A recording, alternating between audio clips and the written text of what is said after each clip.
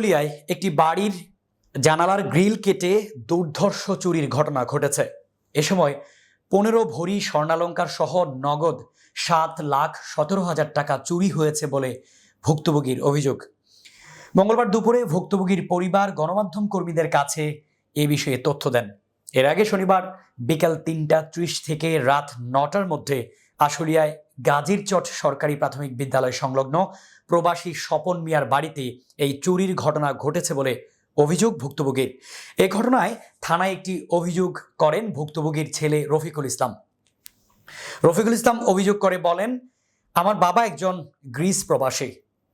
আমরা ২ ভাই ও ২ বোন। বোনেরা তাদের শ্বশুর বাড়িতে থাকে। ২৩শে এপ্রিল আমার দাদা মারা যায়।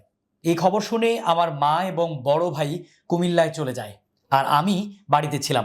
২৬শে এপ্রিল প্রাইভেট পড়তে যাই। সেখান থেকে আমার বাসায় ফিরতে একটু দেরি হয়। এই সময়ের মধ্যে আমার মা কুমিল্লা থেকে রাত ৯টার সময় বাসায় ফিরে আসেন। এরপরে আমার মা আমাকে ফোন করে দ্রুত বাসায় আসতে বলে। আমি দেরি না করেই বাসায় চলে আসি।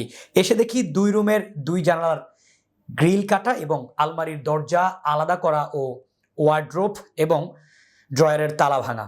পরে কাছে গিয়ে দেখি আমার বড় বোন জামাইকে ইতালি পাঠানোর জন্য ৭,১৭,০০০ টাকা আলমারিতে রাখা ছিল। ওই টাকা ও ১৫ ভরি স্বর্ণালংকার নেই, সব চুরি হয়ে গেছে। পরে কোনো উপায় না পেয়ে থানায় একটি অভিযোগ দায়ের করি। এই ঘটনায় সুস্থ তদন্ত করে আইনি ব্যবস্থা নিতে প্রশাসনের সুদৃষ্টি কামনা করছি।